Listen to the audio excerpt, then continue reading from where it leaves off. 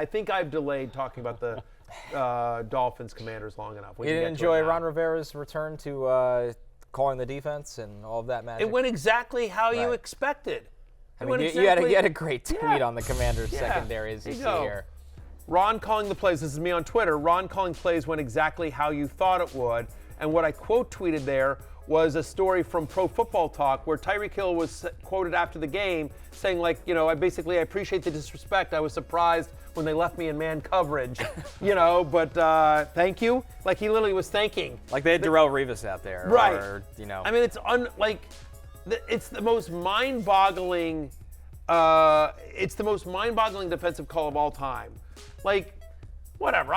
What do I know about football?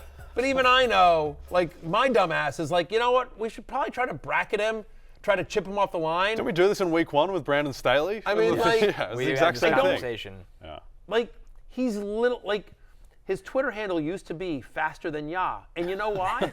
Because he is, in fact, faster than Yah. Whoever Yah is. Whoever you are, he's faster than you, faster than Yah. Like, the fact of the matter is, he's faster than everyone. And so when you are out there in a football game where speed matters, you have to somehow diffuse that speed using multiple people. But anyway, Ron Rivera coaching the plays went exactly how you thought it would as well. He threw some 29-year-old kid under the bus as well. He was saying that, like, the interim DB's coach was going to help him out with the game planning. And, like, stop it. The kid's 29. Yeah, like, what do you? Come on, Ron. What? The lack of that's what drives me crazy about Ron Rivera, who is, by the way, by all accounts, and I've met him a few times. I've interviewed him. He's a perfectly nice human being. He's like a very good man. Like, he's a high character individual.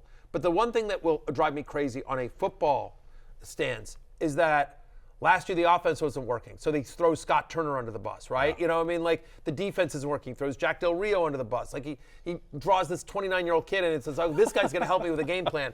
You're Ron Rivera, man. Like, no.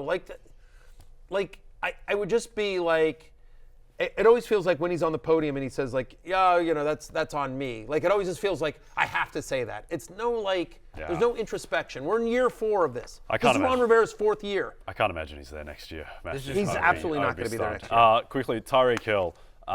He is still minus 175 for Offensive Player of the Year. He should be minus 600. Like, he's on pace for the greatest wide receiver season of all time. I understand McCaffrey's amazing. McCaffrey's having a very good running back season. It's not a historic season. What Tyreek Hill is doing is historic. The second touchdown bomb, that's a bad throw by Turi. He threw it over the wrong shoulder. Tyreek has to adjust in midair and then runs it in. He is playing at a level that I'm not sure a receiver has played at before. The way he bends and breaks the defense is insane. I did the Sunday Night Football postgame show, and one of the questions that we talked about on the desk with Florio and Devin McCourty and Jason Garrett was, is Tyreek Hill deserving of the MVP? Should he be in the MVP conversation? He should be in over Tua. Right.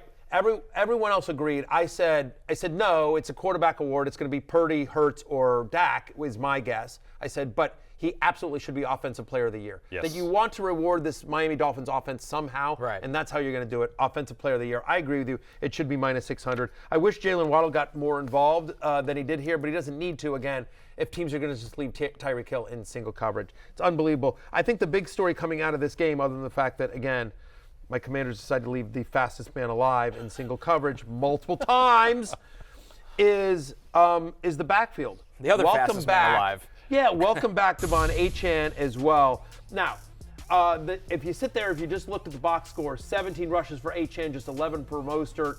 Achane ultimately gets 20 touches compared to 12 for Mostert. You're like, oh, is there changing the guard? I'm not convinced on that.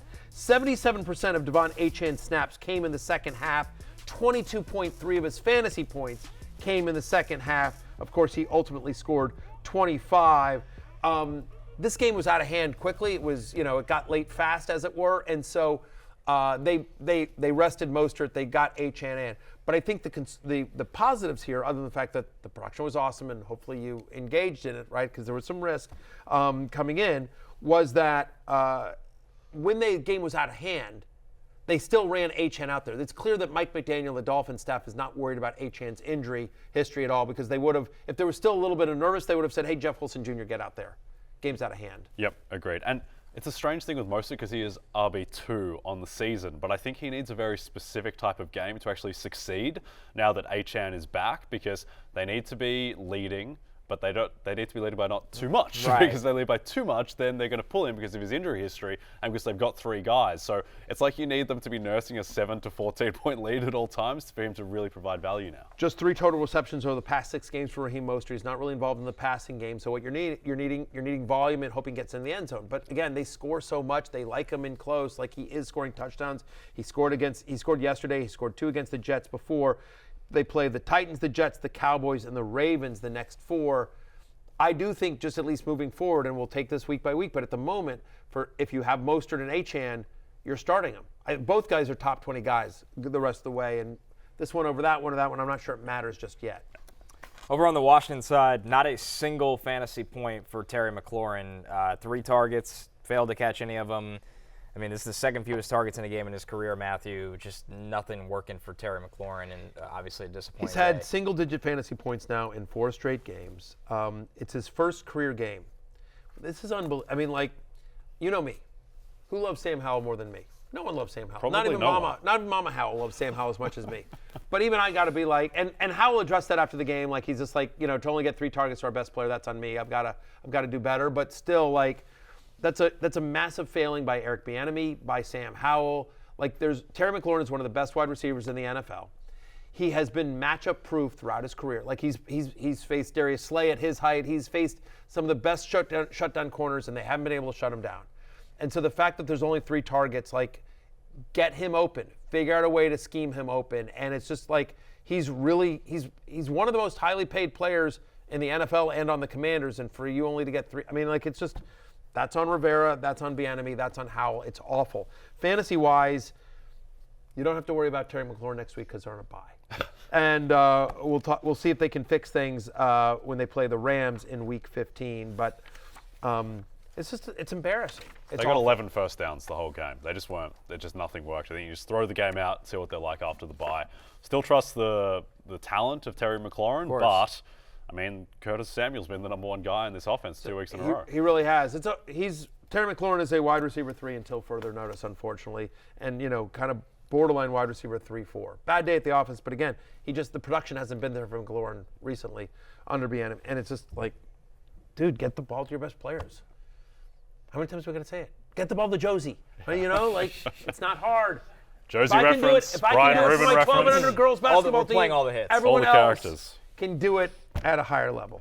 Hey, it's Matthew Berry from NBCSports.com and RotoWorld.com, and I want to thank you so much for watching whatever it is you just watched, or if nothing else, being too lazy to click out of the autoplay after this video started, after whatever it is you actually wanted to watch finished. But now that you're here, I'd like to take a moment here to ask you respectfully now, okay? I'm asking you respectfully to subscribe to the NFL on NBC YouTube channel. You'll get the latest Roto-World fantasy news headlines, all sorts of great shows, including my own Fantasy Football Happy Hour. So go subscribe now. Again, I'm asking respectfully.